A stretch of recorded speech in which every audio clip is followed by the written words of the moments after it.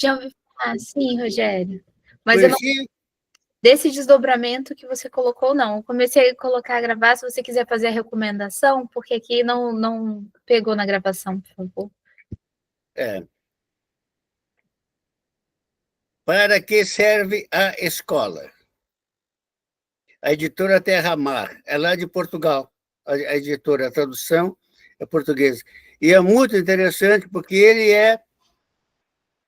ele foi, ele foi um velhinho muito simpático, e ele psicólogo, psicossociólogo e pedagogo. Então ele tem uma experiência também muito rica, e terapeuta. A análise que ele faz é muito completa. É uma outra linguagem, tá certo? Tudo isso que o Pacheco está dizendo. Essa é muito interessante.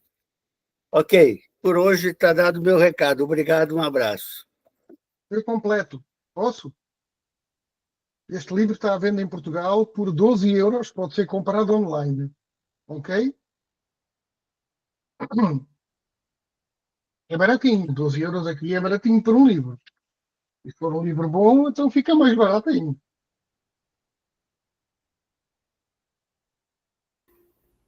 Que bom. É uma obra muito importante.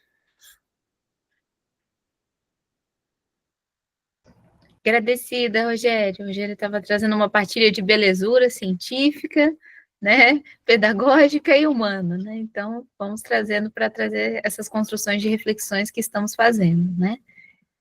Então, estamos começando, vamos organizar a nossa dinâmica de grupo. Bem-vinda, querida Marta Caldas, está aqui com a gente também. Que bom que você chegou.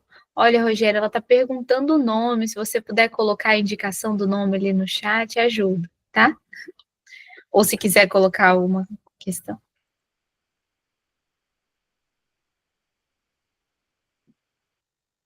Gostaria de falar, Rogério? Não? Tá, vai colocar por escrito. Bom, então estamos começando.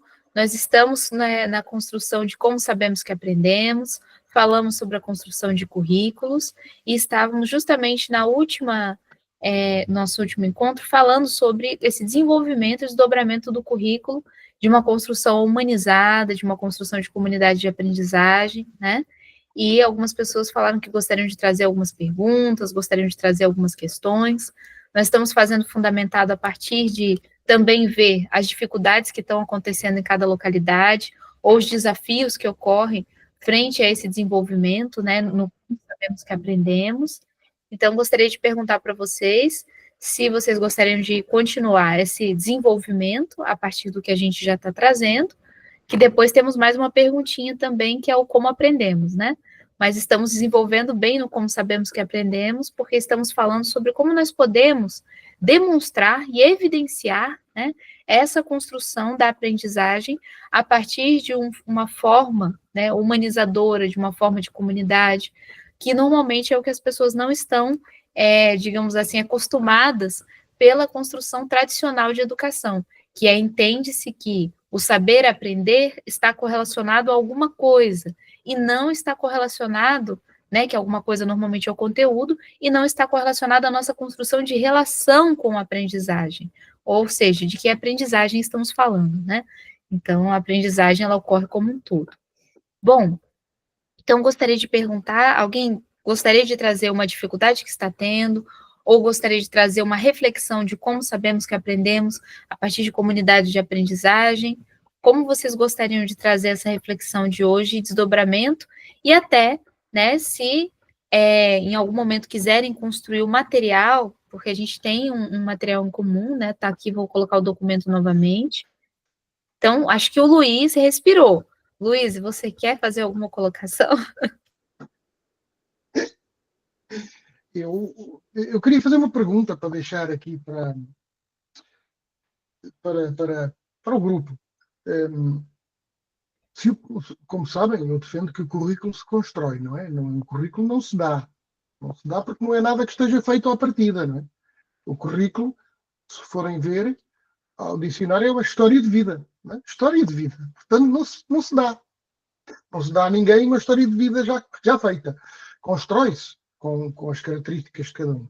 Assim sendo, há escolas, pouquitas em Portugal, mas há escolas que fazem isto, não é? Através de uma educação, como nós chamamos, humanizada, porque respeita as características de cada ser.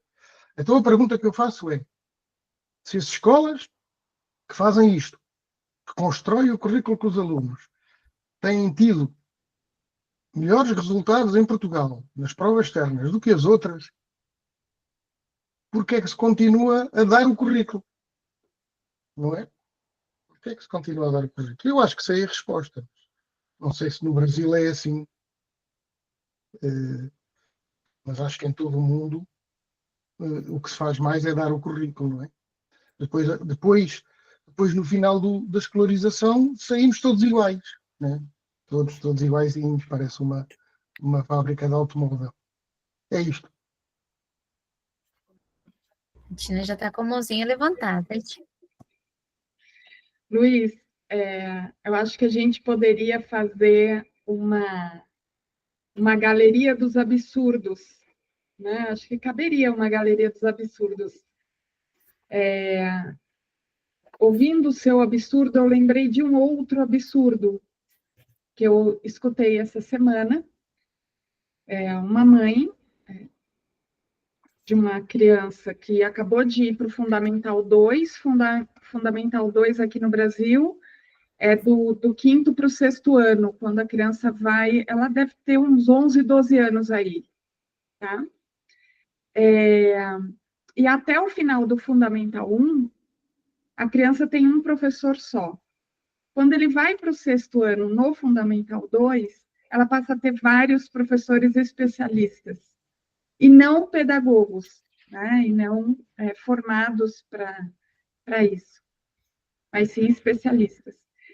E o filho dela estuda na mesma escola desde pequenininho, desde criança, bem pequenininha. E aí ele está tendo dificuldade para se adaptar nesse novo formato de escola, e ela foi conversar com a direção da escola, né, para ver como é que poderia ajudar o menino, porque essa ruptura, essa mudança foi muito brusca para os meninos, né, e sempre muito agressiva. E aí a escola disse que todas as crianças sentem essa passagem do quinto ano para o sexto ano e que todas as crianças, em intensidade maior ou menor, sofrem com isso. Quando ela me falou isso, eu falei, peraí, então a escola tem consciência de que isso é danoso para as crianças e continua fazendo? Então a gente podia montar uma galeria dos absurdos aí, Luiz.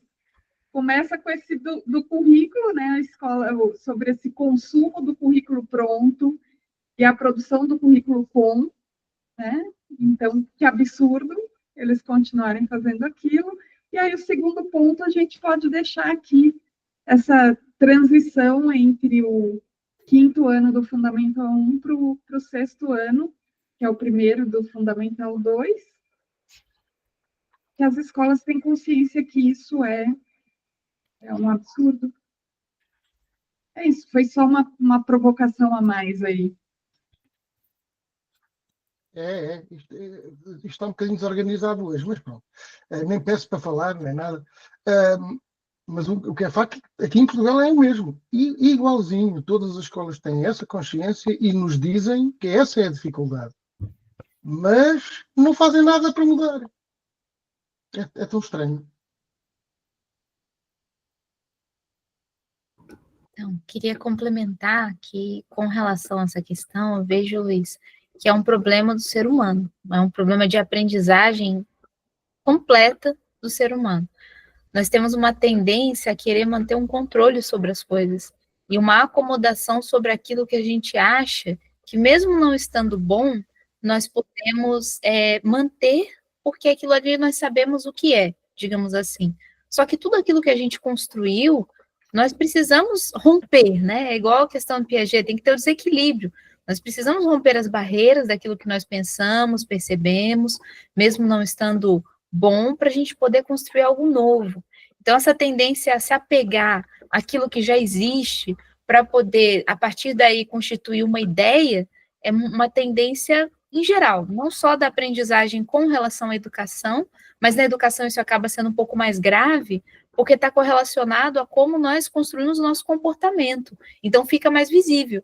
Mas a nossa tendência, o pessoal usa um termo hoje em dia clichê, que é zona de conforto, né? Ficar na sua zona de conforto, que já até virou clichê já, né? Porque tem um monte de gatilho, usa um monte de coisas que muitas vezes não se reflete sobre, para nós mantermos aquilo que nós queremos, nós tendenciamos a, mesmo que não está nos fazendo bem, nós mantermos pela estabilidade que aquilo nos causa.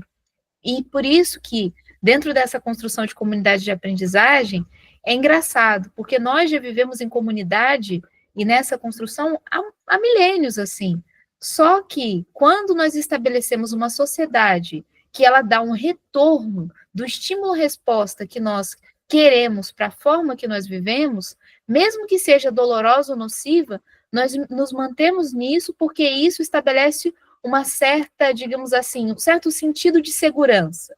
E isso é muito utilizado, né, ultimamente. Você está seguro na sua construção. Então, se você tem uma prova, você tem uma segurança sobre aquela prova, porque aquela prova te dá a segurança que você fez uma prova para manter aquele tipo de aprendizagem daquela forma.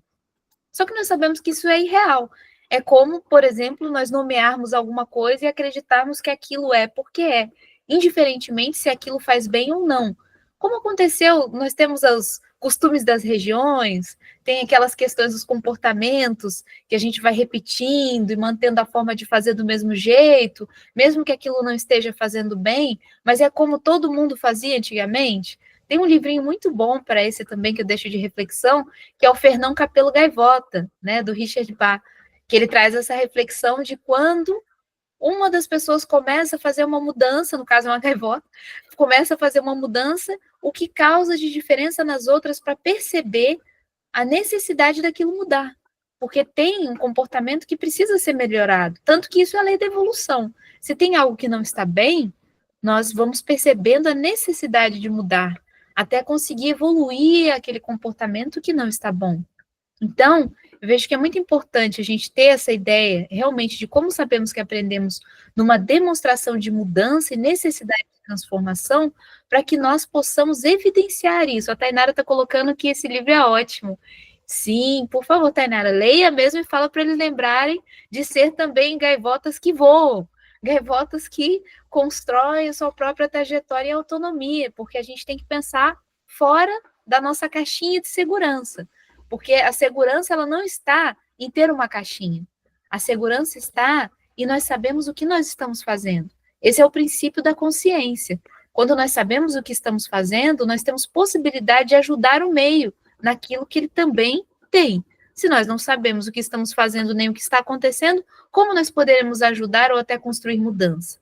Mas para conscientizar os seres, nós precisamos trazer essa reflexão sobre a forma como nós construímos não só o nosso conhecimento, mas a forma do desenvolvimento da nossa aprendizagem. Então, eu queria trazer umas outras reflexões também nesse âmbito, mas vi que o Rogério está com a mãozinha levantada, acredito que ele também quer trazer alguns complementos, ou até incômodos, ou quem sabe respostas, né, Rogério?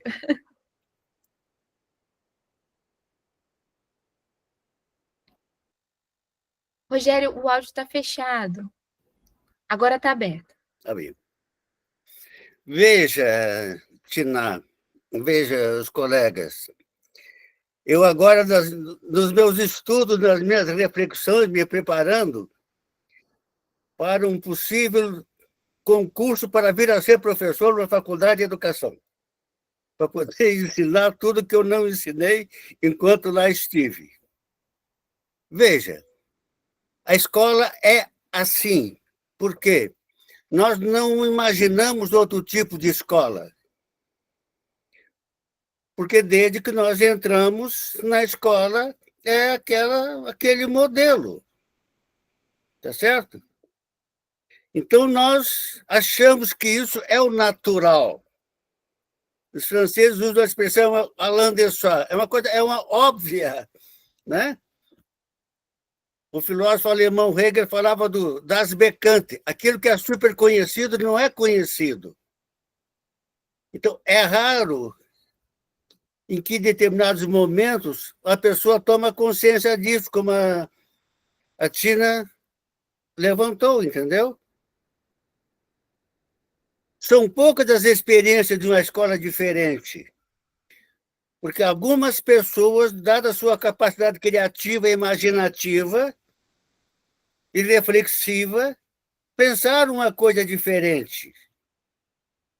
Você tem no Brasil um Paulo Freire, uma meia dúzia de pessoas, em 5 séculos, tá certo? Então, isso é muito interessante. Então, essa é a desgraça, porque o imaginário europeu ocidental, dentro do qual a escola moderna surgiu, ele foi racionalista, tecnicista, que é a expressão que usa com muita propriedade o Michel Lobreau. Então, a escola foi construída nessa perspectiva. E depois vem o capitalismo e tudo isso se soma. Cientificista, racionalista, capitalista, entende? E isso se torna o padrão. Então, as pessoas proclamam um objetivo, mas não acontece. Bom, quem fez? Quem organizou no Brasil? No Brasil, o sistema de ensino praticamente se estruturou a partir dos anos 40 com Gustavo Capanema, uma visão muito técnica. Os organizadores, não foram os pedagogos que pensaram. E isso é muito triste. Eu fiquei muito decepcionado quando a minha tese de doutorado, eu quis estudar a gestão de Paulo Freire na Secretaria Municipal de Educação em São Paulo, quando Erundina foi prefeita. Houve algumas coisas interessantes, mas eu fiquei profundamente desapontado e decepcionado. Por quê? Porque, exceto na educação de adultos, o Mova São Paulo, movimento de educação de adultos, nas escolas prevaleceu uma ideia de interdisciplinaridade. Ou seja, uma mentalidade burocrática acadêmica trocou a pedagogia pela epistemologia. Então, você não viu nas escolas as pessoas discutindo outro tipo de escola. Eu imaginava, bom, Freinet vai entrar, entende? Eu não conhecia ainda a Escola da Ponte naquela época, mas achava que esse tipo de experiência ia acontecer nas escolas. Não aconteceu. Entende? E aí Paulo Freire sai, entra o substituto, e a visão tecnicista organizacional prevalece sobre o pedagógico. Bom, então, isso é muito sério. Eu queria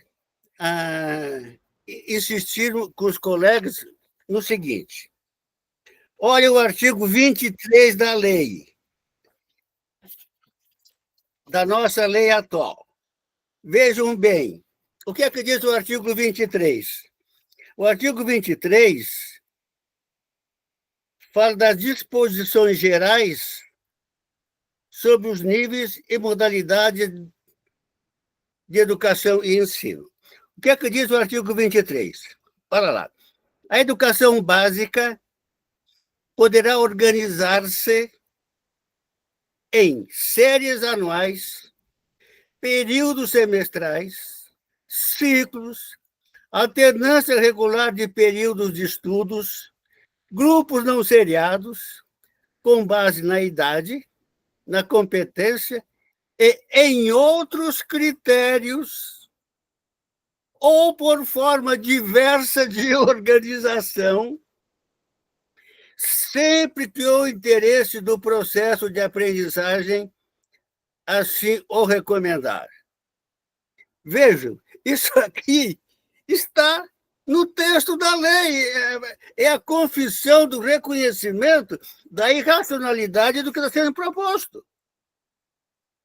E lá no artigo 81, ele vai dizer o quê? Vai dizer que é permitida a organização de cursos ou instituições de ensino experimentais, desde que obedecidas às disposições desta lei. No caso, ele tem as disposições do artigo 23. Então, eu penso, eu não vejo, não tenho conhecimento no Brasil, nem aqui no Distrito Federal, de grupo de professores que se organizem, entendeu?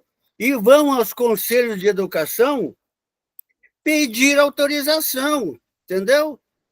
Para fazer essa escola experimental, que é o caminho,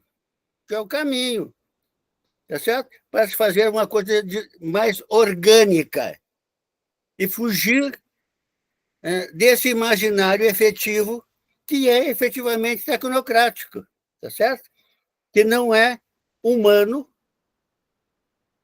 e que não cuida exatamente da dimensão subjetiva dos educandos. Era isso. Agradecida, Rogério. Luiz. Sim, só uma coisinha rápida para complementar. Aqui em Portugal eu fiz um estudo há uns anos sobre a formação inicial de professores. Pois conclui-se que ela é toda tecnocrata, não é pedagógica. Não é pedagógica. Eu não quero falar o que vou falar por falta de modéstia. O meu curso era o único que tinha cadeiras pedagógicas, na altura que eu me licenciei em Portugal. Era o único que tinha cadeiras didáticas, pedagógicas, de avaliação.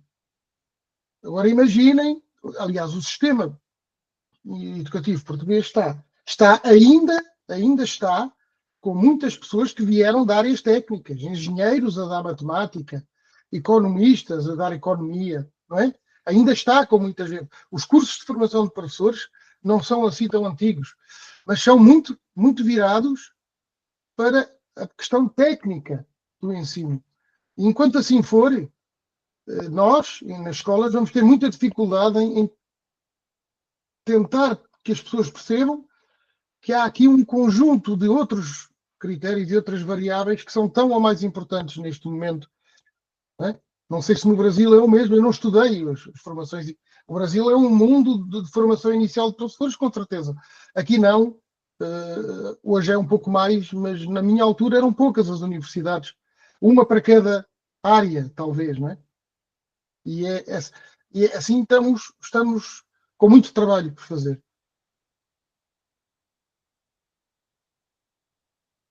Agradecida, Luiz. Com certeza, é um mundo. Mas isso não quer dizer que seja de fato formação. É informação, mundo de informação, mas falta muita formação, e principalmente construção de aprendizagem. Bom, mas só para complementar esse ponto. O Bruno está com a mãozinha levantada. Olá, colegas, revê-los. Pois então, eu estava ouvindo agora o Rogério citando o artigo 23, e eu acho que eu já perdi as contas de quantas vezes eu recorri ao artigo 23, e a gente, né, como acredito que a maioria dos amigos sabem, né, a gente aqui na comunidade de aprendizagem Escola da Floresta, a gente conseguiu alcançar, vamos dizer, um nível de desconstrução, de disruptividade em relação ao modelo, que eu acredito que não tenha outro em escola pública no país. E é muito difícil isso, assim, olha, e eu acho que, porque esse instituído, a força desse instituído, dessa obviedade, como falou o Rogério, isso que é tão óbvio que ninguém se permite e nem permite ao outro pensar que possa existir. Então não é que não sabe, não só não sabe, como não sabe que não sabe. É aquele território proibido, onde... E é incrível, por mais que as pessoas sofram com essa experiência escolar hegemônica, elas defendem isso como a própria vida. Os modelos instituídos, os educadores que representam esses modelos instituídos, eles, mesmo que eles estejam infelizes, quando tu traz a outra possibilidade, eles defendem aquele modelo da infelicidade com um desespero visceral. Então, a primeira coisa, a gente eu acho que o que a gente precisa, enquanto grupo, aos poucos focar, as brechas, as frestas que existem nessa hegemonia, porque ela existe. Porque não tem como um sistema que muitas pessoas percebem a falhabilidade, a ineficiência, que não tenha como encontrar essas... Eu acho que é nessas frestas que a gente precisa focar nossas reflexões e compartilhar as frestas que cada um de nós encontramos para nos fortalecer enquanto rede. Porque o sistema educativo, ele tem uma força de perpetuação acima, às vezes, que o próprio modelo de Estado, que acima que o modelo da... Parece que a indústria da medicina convencional consegue ser mais progressista que a educação, sabe? Por mais corporativismo que existem, vários outros órgãos, eles conseguem andar um pouquinho mais rápido que a escola. E isso, a gente tem que olhar para isso e conseguir pensar estratégias reais de encontrar essas brechas. Aí o que acontece? Eu estou ajudando uns amigos que têm há muitos anos uma escola de educação infantil que eles estão em processo de abrir ensino fundamental e eles queriam trabalhar no paradigma da aprendizagem. Eu ajudei ele na construção de documentos e tudo mais. E aí a gente recebeu a visita lá dos pessoal representando o Conselho Estadual de Educação, e eu tive que, aí tu pensa, bom, o Conselho Estadual, tem que ser a galera que, pelo menos eles, têm alguma noção.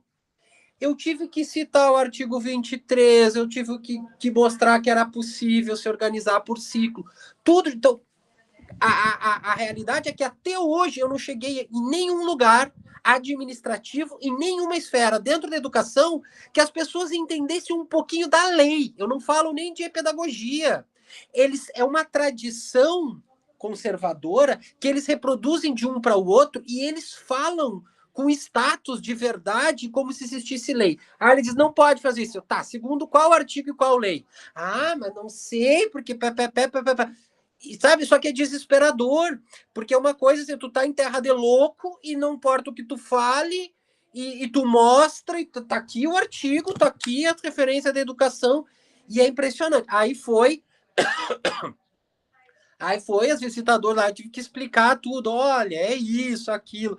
Aí eles sempre perguntam, tá, mas aí como é que uma criança vai vir de uma escola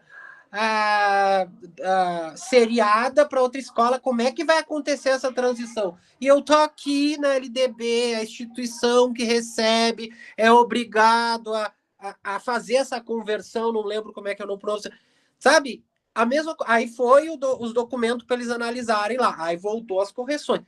Tudo as mesmas coisas de quem não tem nem conhecimento legal, nem conhecimento pedagógico, mas é os caras que estão controlando a parada toda, e aí tu entende porque o negócio não vai para frente. Então, o que é? É tomar de assalto, sinto muito, é isso. Não é discutir, porque não há discussão, porque eles não têm base, nem teórica, nem pedagógica, nada. Eles têm a força do hábito, a força da tradição. E quanto a isso, não tem argumento, porque não, mas isso, não, mas não pode. E não tem debate. Não avança o debate. Então é tomar de assalto, é isso. Tem que ocupar os territórios, criando estratégia de guerrilha e ir tomando território após território, construindo um lastro com a comunidade, de forma que esse poder não tenha força suficiente. É isso que a Ponte fez. E foi com essa força que a Escola da Floresta conseguiu ter força suficiente a partir das pessoas reais, onde o poder, né, esse poder cego, esse poder que não conhece nada daquilo que deveria conhecer, né, que ele não tem a força contra. É isso, gente. Não, sinceramente, não tem debate, não tem ministério, não tem secretaria. A função deles é manter as coisas como estão. Não é essa via. Não há negociação. Há pressão, força suficiente nas bases que eles sejam obrigados a engolir. É isso. Para mim, não. Hoje, aí, claro, isso não quer dizer que eu tenho que pegar o pau e botar na mesa. Existem estratégias graduais, mas elas têm que buscar a autonomia e o fortalecimento da base para conseguir ter força suficiente. Pode ser lento, pode ser gradual, né? Não é assim de uma hora para outra, mas tem que chegar a um ponto onde a base seja tão forte, o apoio dos pais da comunidade, que nem esses intelectuais na Torre de Marfim consigam botar fim. Senão, não vejo outra forma. Então, muito bom. Maria Antônia. Oi, bom dia a todas e todos. Eu cheguei assim já atrasada, portanto eu não sei qual é a questão do início, mas era só para responder o professor, meu colega aí, Luiz, de Portugal, a respeito da formação docente, né? Nós temos várias disciplinas, meu curso de formação já foi assim há 60 anos atrás, né? E atualmente, como professora da universidade, eu também, de uma formação de professores. Ixi, chegou. Deixa eu só atender uma campainha aqui, por favor. Tem a Marta. Marta. Então, mas dá para eu continuar. Então, aí, nesse sentido, o curso tem tem a área pedagógica, como a gente chama, não é? Eu, inclusive, participo da área pedagógica, trabalho estou no primeiro semestre com uma disciplina, inclusive, de filosofia da educação e etc. Então, assim, já faz muito tempo que eu estou nessa chamada área pedagógica e venho acompanhando os problemas das escolas, inclusive do sexto ano, que é aproveitando essa questão que foi levantada sobre a criançada que chega deixa eu só abrir aqui para minha filha entrar aqui. Pois então, a criançada que chega no sexto ano, né? E eu tenho, inclusive, muitas críticas a respeito disso, e já escrevi até a respeito, tem um texto publicado até no Encontro de Portugal, no Forges, na 10ª Conferência Forges, tá? Aí eles não utilizam anais, eles não utilizam anais, eles fazem uma, como é que chama isso? Ele está publicado na página, né? O texto. E eu nunca organizei, nunca concluí a revisão para publicar no outro canto. Mas o que eu quero dizer é que eu discordo também da forma como dessa transição entre o quinto e o sexto, mas é o contrário. Eu, como mãe e acompanhando os meninos do sexto ano, eu penso que é um equívoco a forma como como a escola é organizada para os meninos passarem 5 anos com pedagogos que têm, como é que a gente chama? Polivalentes, como a gente chama aqui, muito valentes, com conhecimento de diversas disciplinas, não é? Supostamente com conhecimento de diversas disciplinas para trabalhar dentro desse currículo tradicional que é tanto discutido aqui, para trabalharem com as crianças, eles e elas não conseguem, na maioria elas do que eles, não é? Não conseguem essa formação, não conseguem, inclusive, refletir criticamente, relacionando espaço e tempo e outras reflexões que a leitura exige, que a leitura é conceitual, uma leitura nunca é uma leitura pela leitura, como é trabalhado na maior parte das vezes um texto literário, não é? Os textos, as reflexões são elas por elas, e eu discordo, eu penso que os especialistas deviam estar, é isso que eu defendo nesse texto, deviam estar presentes desde o primeiro semestre, ou então um pedagogo especialista em geografia, como inclusive tem alguns estados aqui, que eu saiba, por exemplo, São Paulo trabalha dessa forma, pelo menos eu tenho no grupo que eu coordeno uma professora que é historiadora, ou melhor dizendo, que ela fez pedagogia, mas está se especializando em história para trabalhar na escola onde ela trabalha.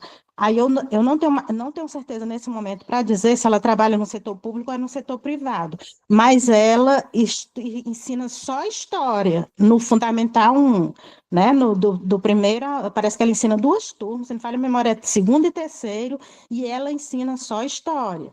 E aí eu acho esse modelo, para manter um modelo tradicional, mais pertinente do que da forma como é, porque me desculpem, mas as pedagogas não conseguem, se você conversar com uma pedagoga, pelo menos na minha região, ela não tem noção do que é geografia, ela não tem noção de espaço para colocar casa, por exemplo, o conceito casa, que eu tenho 2 textos discutindo essa questão, inclusive esse que está na página da Forges, eu coloco isso, o conceito de casa. Casa não é só a palavra casa.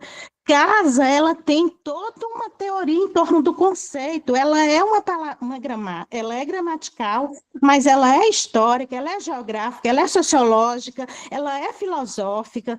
Casa tem um conceito religioso sobre casa. E as pedagogas não conseguem passar do casa literário. Então, assim, eu sinto muito, mas eu penso que a formação dos pedagogos é muito pior do que a dos chamados especialistas, que nós não chegamos a ser especialistas. Uma pessoa que está numa formação inicial não é para ser considerada especialista, não é? Especialista é um patamar já acima da formação inicial, mas o historiador, ele pode defender um conceito de casa situado no tempo e no espaço, mas um pedagogo não consegue. Sinto muito, ele não consegue, mesmo que ele saiba ensinar geografia lá ou história lá, ele ensina da forma mais tradicional possível. Aquilo que se discute já no curso inicial de formação de professores em história, que se discorda totalmente, inclusive, me desculpe o professor José, da descoberta do Brasil pelos portugueses, os pedagogos repetem isso, tal e qual para as crianças. Então, assim, eu discordo totalmente do pedagogo inicial, da forma como ele é formado no Brasil, pelo menos, dele estar com uma criança, 5 anos com uma criança. Ele, me desculpem a sinceridade, mas ele aleja intelectualmente a criança. Quando a criança chega no 6º ano, ela chega incapaz de aprender qualquer outra coisa.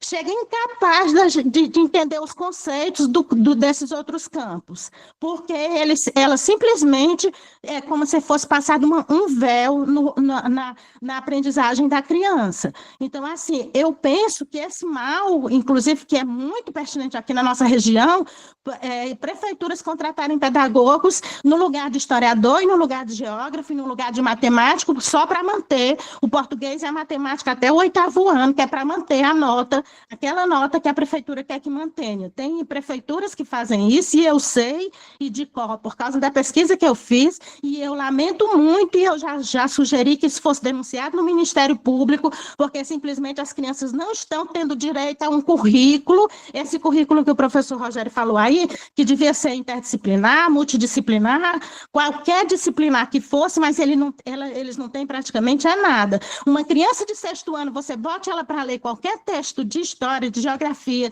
de matemática, qualquer texto, ela não consegue ler. Ela só lê, se for da área literária, aquilo que ela foi treinada para ler. O que os pedagogos têm feito na nossa região é treinar a criança para passar em prova.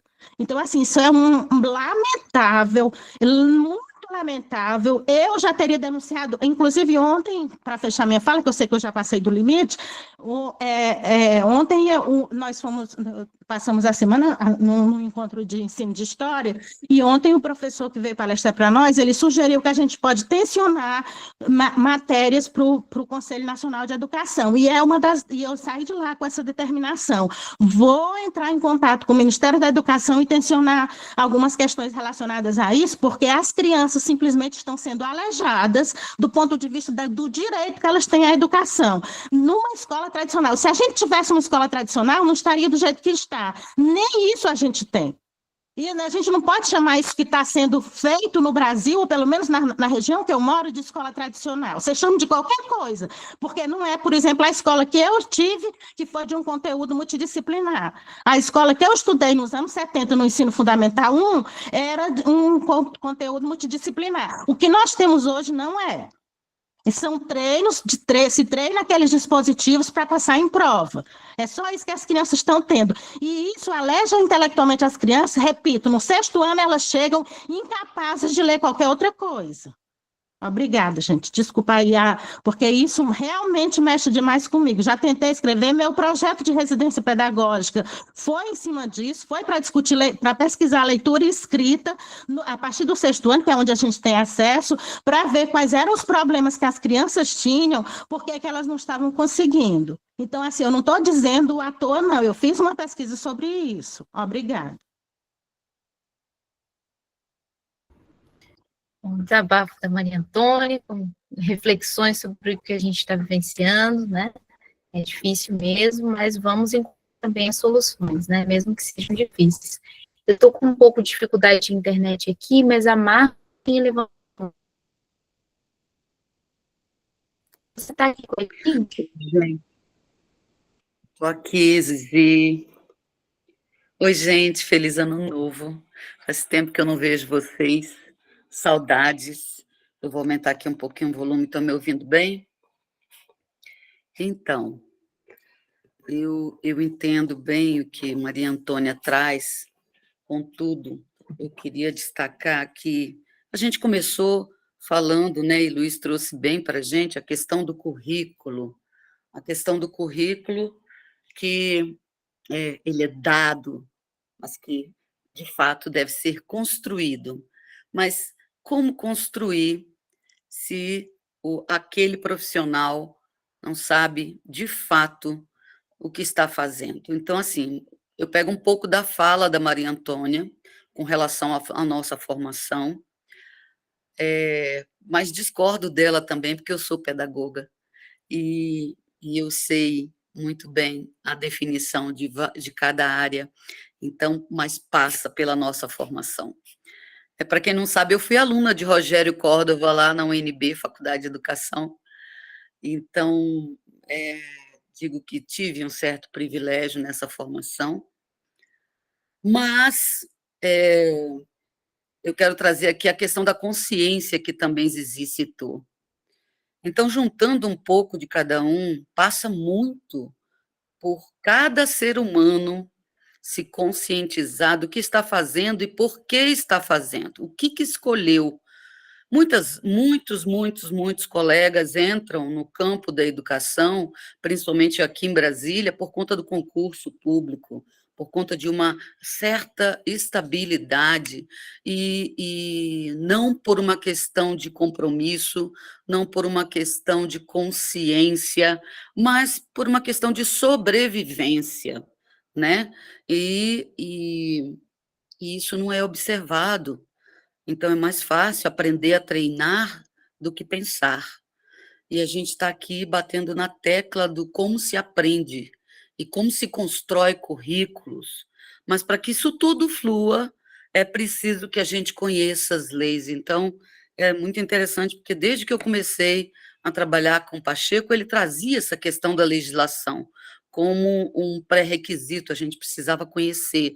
E cada um de nós que foi conhecendo encontrou brechas, e eu afirmo isso porque eu encontrei brechas e vejo o Bruno encontrando brechas e compartilhando essas brechas por onde ele anda, porque é o que a gente realmente precisa fazer. Se a gente ficar aqui trazendo a experiência que tivemos enquanto escola, né, melhor ou pior, tradicional ou não, foi a nossa história, foi o que a gente viveu. E isso está ali para a gente refletir. Mas é importante que a gente olhe agora, daqui para frente, o que eu faço? Na minha prática, como que eu vou agir? Né? Eu vou reproduzir ou eu vou criar? Ou eu vou aproveitar essas brechas para que a gente possa fazer algo que não foi feito, experienciar algo como a lei nos dá. E eu me baseei muito na lei para dizer para vocês, para poder quebrar paredes, para poder juntar turmas, para poder misturar crianças de várias faixas etárias, né, aonde um ensina ao outro, e não somente o professor. Mas o professor é fundamental quando ele tem consciência, quando ele não quer ter o controle de tudo, porque quando ele traz esse desejo também de querer controlar tudo, ele já limita. porque se não passar por ele, se ele não estiver ali fazendo esse controle, a coisa não pode fluir. E quando a gente abre espaço para que criança ensine criança, para que a gente aprenda com as crianças e com os colegas, para que a gente aceite críticas ou avaliações amorosas para o nosso proceder, tudo isso é abrir mão do controle, tudo isso é saber fazer essa construção coletiva. Então, passa por cada um de nós. A gente precisa se conhecer e se trabalhar, trabalhar o nosso orgulho, trabalhar a nossa humildade, ter um propósito comum e ter regras, porque são as leis que nos permitem avançar também. Mas a lei só surge se a gente aqui na base futucar, se a gente aqui se organizar para pressionar, porque não vai cair do céu. Eles não vão atender um desejo que faz com que todos cresçam nesse processo. Imagina como nós estaríamos. Seria maravilhoso ter pessoas mais conscientes no mundo. E isso é o que a gente busca fazer. Mas depende de cada um de nós, né, gente, no nosso dia a dia. Então, eu vou encerrar por aqui, porque senão eu vou me empolgar demais. Mas eu digo para vocês que eu fico muito feliz sempre que eu venho, sempre que eu escuto vocês, e que eu vejo que a gente tem ainda um caminho árduo, mas que é possível, que para mim, vocês são uma base de apoio para que eu continue sonhando, acreditando e fazendo o que está ao meu alcance, à medida que eu me conscientizo e que eu sei que é coletivamente também que a gente se apoia. Então, contem comigo sempre. Gratidão. Feliz Ano Novo. Agradecida, querida Marta, sempre muito sábia, trazendo muitas reflexões da vivência, da experimentação de comunidade de aprendizagem, de humanização. Agradecida seu compartilhar também. Vamos ter um 2025 de muita construção e vamos nos ajudar também a avançar, né? Porque nós precisamos, nessa troca, nessa interação em rede, a gente consegue aprender com o outro como nós podemos melhorar a situação que está ocorrendo conosco. E daí surgem várias ideias. Então, os nossos valores vão sendo constituídos nessa prática, né? Agradecido. Rogério está com a mãozinha levantada. Olha, a pauta hoje está muito rica. O Bruno levanta a questão da instituição. Isso é muito sério, é muito sério. E eu me pergunto como é que nós podemos nos organizar para um trabalho político mais amplo. Eu mudei a minha maneira de pensar a educação quando, em 79, eu voltei do mestrado e administração de sistemas educacionais, e não soube dar resposta ao meu amigo e colega, que era o secretário municipal de educação, que queria fazer uma outra escola. Eu fiz um mestrado na Fundação Getúlio Vargas, mas nunca se falou em escola. Se discutiu Paulo Freire, se discutiu uma opção de coisa, mas não se entrou. E o prefeito, na época, Dirceu Carneiro, Lages, Santa Catarina, surgiu até um livro, Lages, da Força do Povo, escrito pelo Márcio Moreira Alves, na época, queria fazer uma gestão alternativa. E aí, como que se ia fazer essa escola alternativa? Foi aí que, de idas e vindas, se chegou a Freinet. E aí a coisa tomou um rumo, entendeu? Quando se descobriu uma outra maneira de fazer escola, entendeu? E Paulo Freire tinha educação de adultos. A gente não sabia fazer essa organização para a educação para o ensino primário de então. Vai lá. Essa é uma questão. Agora, eu fico preocupado porque eu vejo aí a turma da oposição, entendeu? Partido dos Trabalhadores, isso, aquilo, e não se constrói uma escola para o trabalhador, para os filhos dos trabalhadores, que foi todo o trabalho de Freinet, que é todo o trabalho do Pacheco. Como é que se chega ao MEC? Então, o discurso é sempre o discurso tecnocrático, tantos bilhões aqui, tantos bilhões lá, escola em tempo integral é duplicar a tragédia, e a desgraça, e a tortura. Porque se você não muda, entende? Se faça 4 horas numa escola humana, ganha muito mais do que gastar dinheiro em quantidade, e não se mexe na qualidade. Esse é um ponto. Como é que se pode? O documento, o texto que eu disponibilizei hoje junto à Zizi, do Colégio Clístenes, mostra que na França tinha lá um departamento de inovação escolar. É preciso que o MEC tenha isso, é preciso retomar isso, entendeu? Forçar essa linha política para evitar o que o Bruno contou, que é isso mesmo, entendeu? Não é possível que você quer fazer um outro governo e a educação fica no quantitativo. Essa é a primeira questão. Segunda, eu fico feliz que a Marta não ficou deformada pela minha participação e que ela foi além daquilo que a faculdade oferece. Veja, aí a minha conversa com a Maria Antônia Adrião. O curso de pedagogia é uma tragédia, viu, Marta? A partir do nome. Do nome. Eu trabalhei 5 anos brigando no currículo do curso de pedagogia, entre 97 e 2001. A gente fica perdido. O que é pedagogia? Ciência da educação. Falta um foco. A Faculdade de Educação, no meu entendimento, deveria ser o grande magisterium, é o espaço de formação de professor.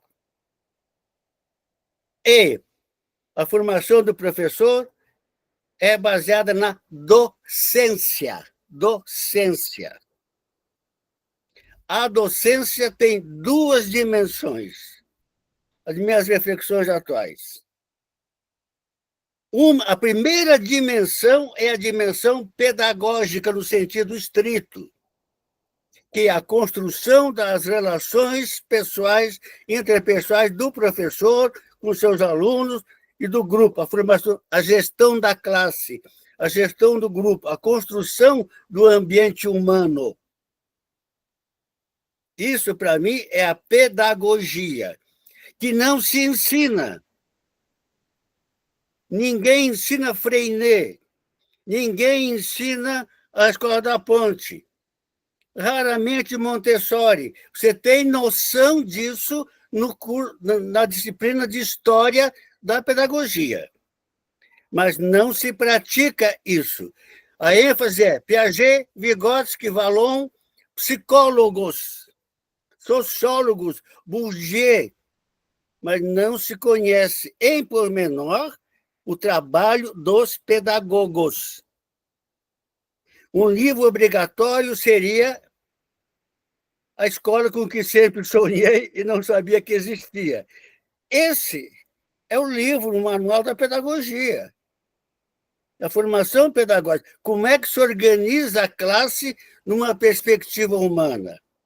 Bom, a partir daí, você vai entrar com a construção do conhecimento, né? Aí vem a história do currículo no sentido dos conhecimentos científicos, técnicos, etc. O que o Lobron chama de sabedoria do conhecimento. O caminho foi desbravado. Aí você vai construir com os meninos, né, o programa de estudo, as pesquisas, etc. O curso de pedagogia é um desastre. Eu reli agora esses dias, esse aqui, ó, A Busca da Identidade do Curso de Pedagogia.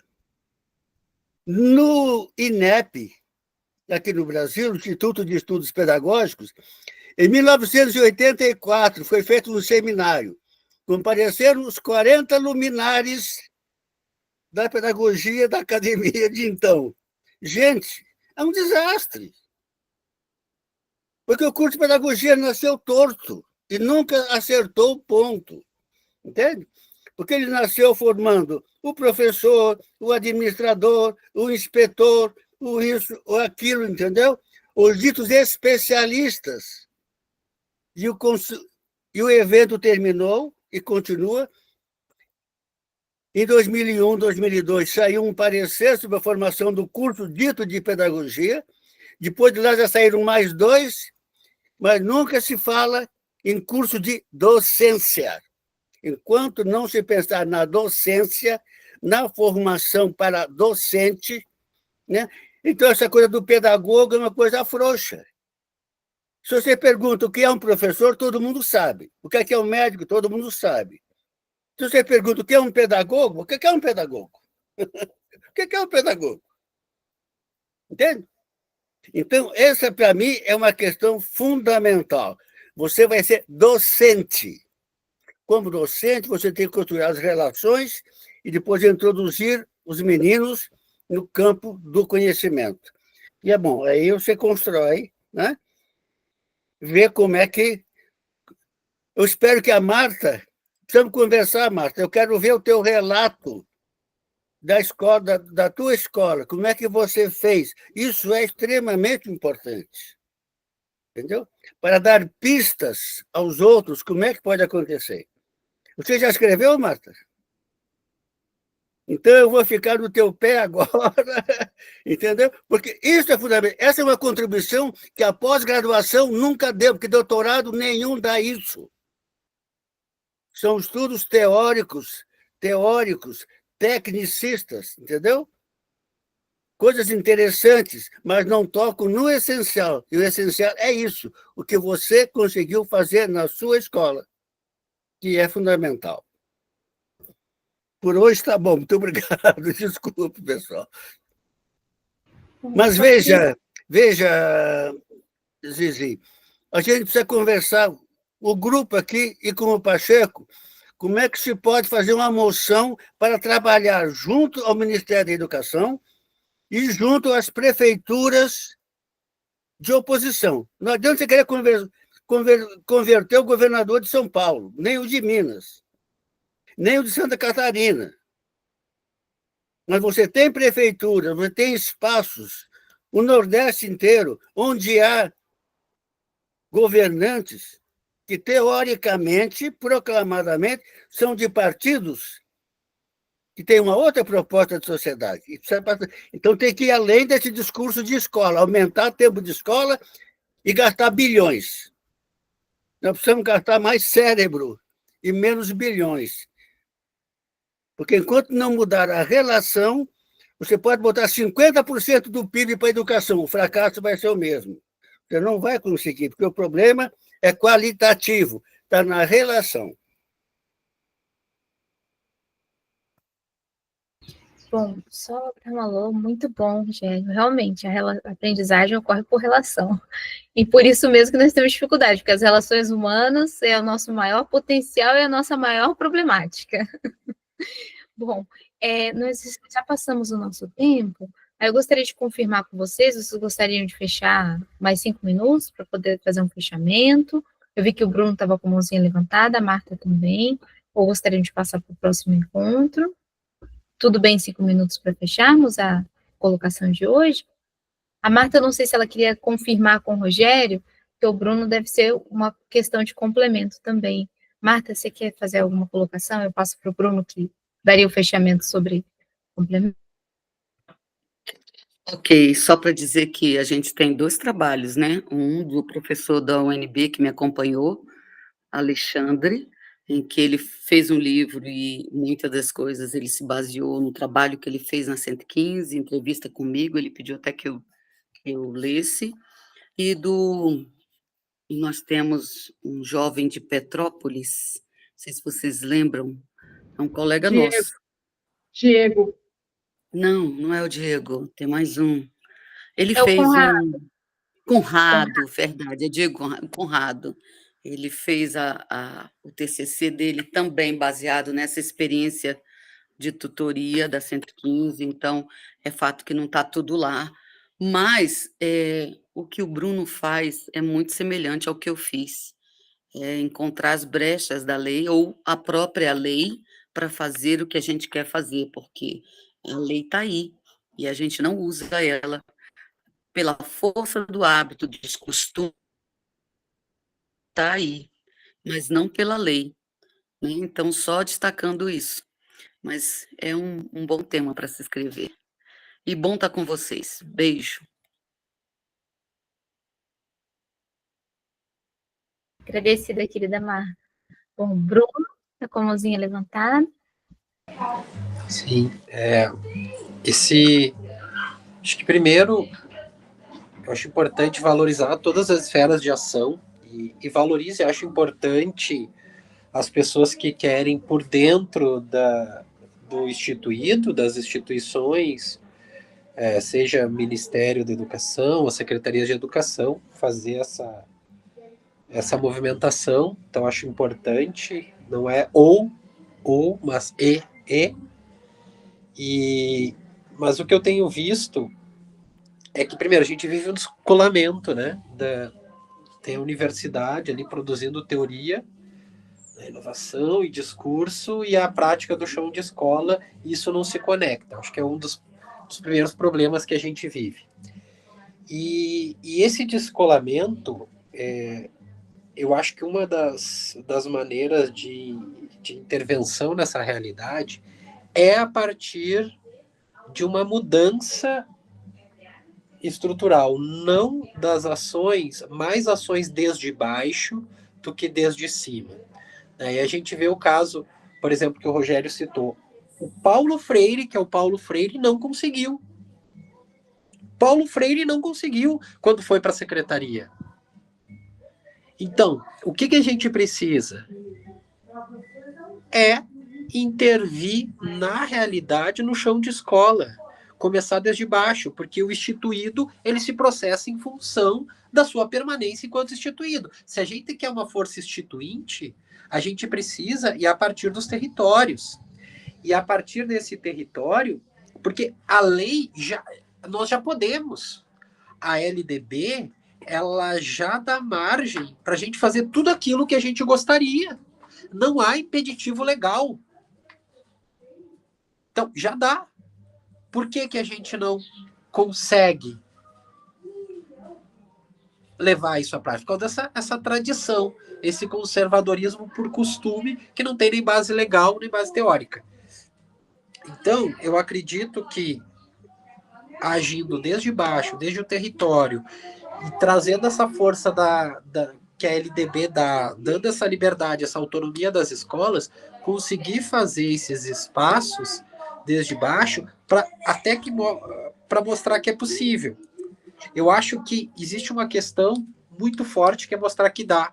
Porque o que acontece? Tu vê as formações pedagógicas tradicionais. Né? Chega alguém da universidade, fala, tem que mudar, tem que acontecer. Aí os professores, mas tu já fez? Aí o palestrante, não. Aí dá uma desculpa para dizer que ele não fez aquilo que ele está. Ele está discursando sobre inovação.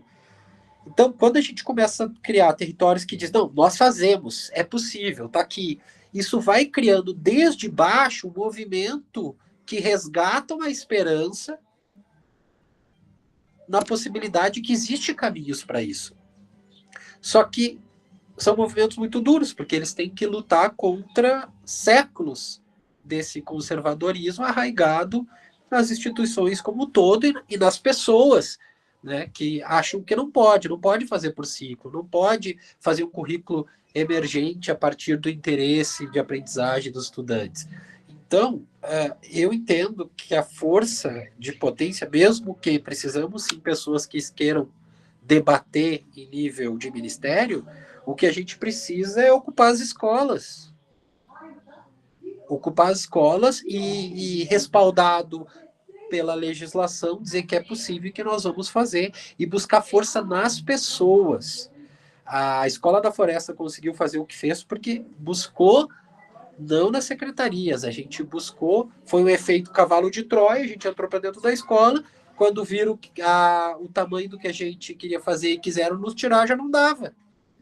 Porque tinha uma aceitação e um respaldo junto à comunidade, às pessoas reais, que gostavam e que queriam que aquilo se mantivesse. Então é essa força que a gente precisa. A ponte só conseguiu se manter por isso, porque tentaram destruir a ponte várias vezes. A Escola da Floresta, todo ano há tentativas. O que mantém é os pais, as famílias. Então a gente conseguir essa força desde o território.